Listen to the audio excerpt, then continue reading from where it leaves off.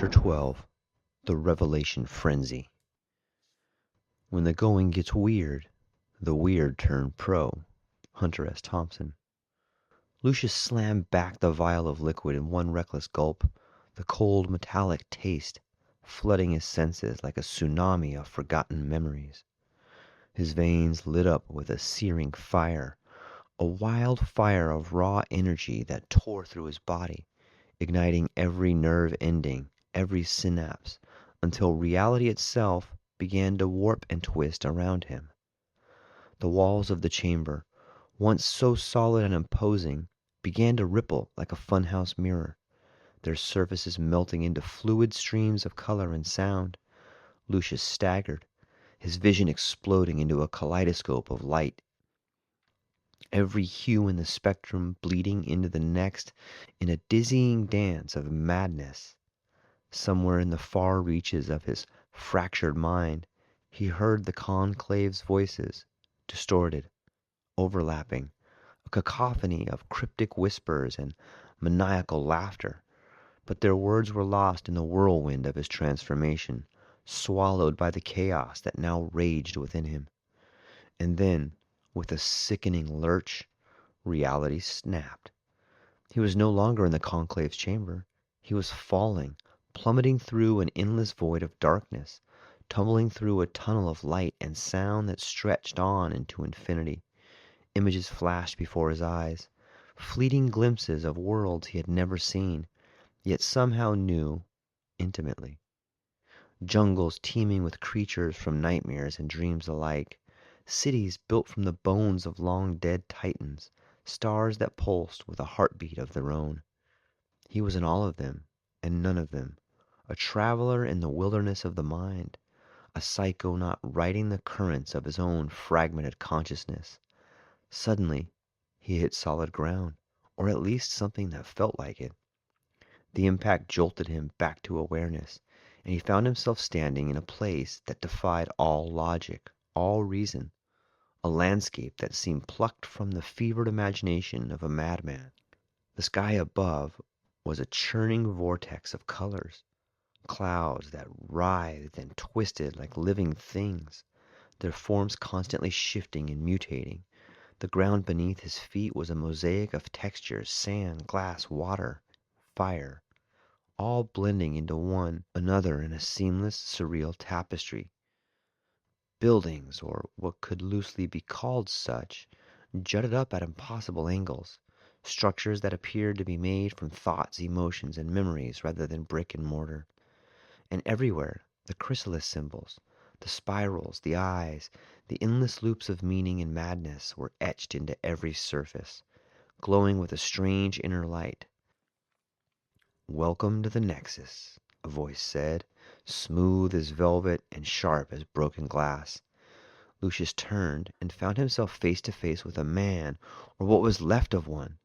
His form was a patchwork of different realities, a shifting collage of faces and features that refused to stay fixed. One moment he was a grizzled old warlock, the next a smooth-faced businessman with the eyes of a hawk, and then a child with an unsettlingly ancient gaze. "Who the hell are you?" Lucius asked, trying to steady himself as the ground beneath him pulsed like a heartbeat. The man, or creature, grinned a smile that was all teeth and no warmth. "Call me the guide. Every journey needs one, doesn't it?"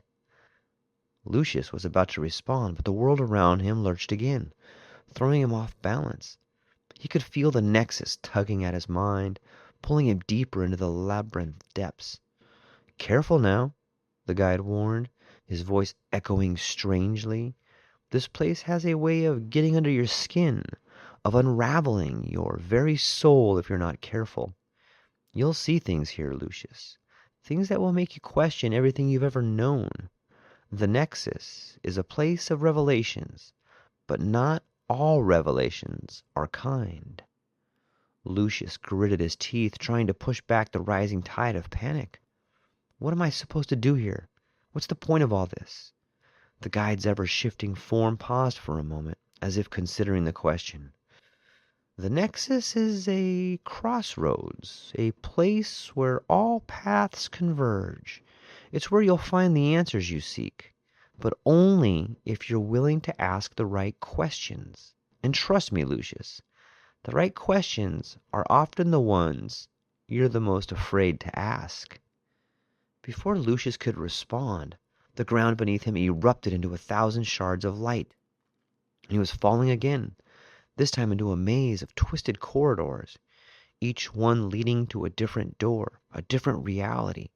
He hurtled through them, barely able to grasp the fragments of visions that bombarded him, faces of loved ones lost, monsters that wore the skins of men, truths too terrible to be spoken aloud.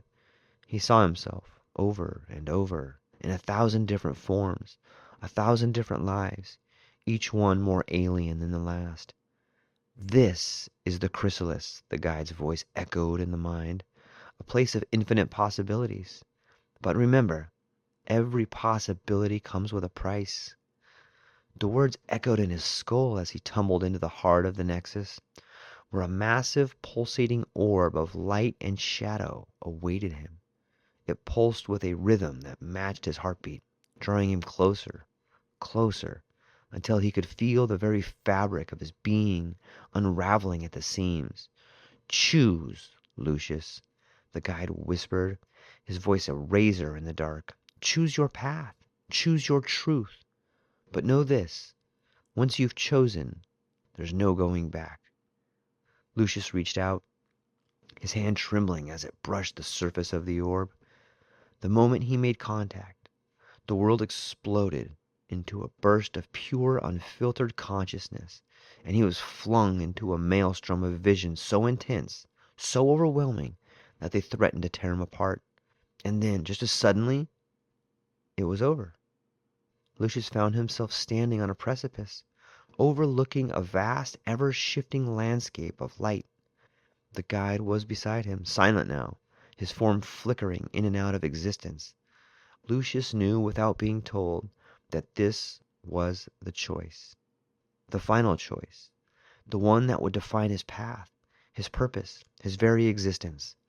He closed his eyes, took a deep breath, and jumped into the light, into the dark, into the unknown. And as he fell, he smiled, because in that moment he understood. The journey was the destination. The madness was the method. And the Chrysalis, in all its terrifying glory, was both the question and the answer. "See you on the other side," the guide's voice echoed in the distance just before everything went black. And then there was only silence.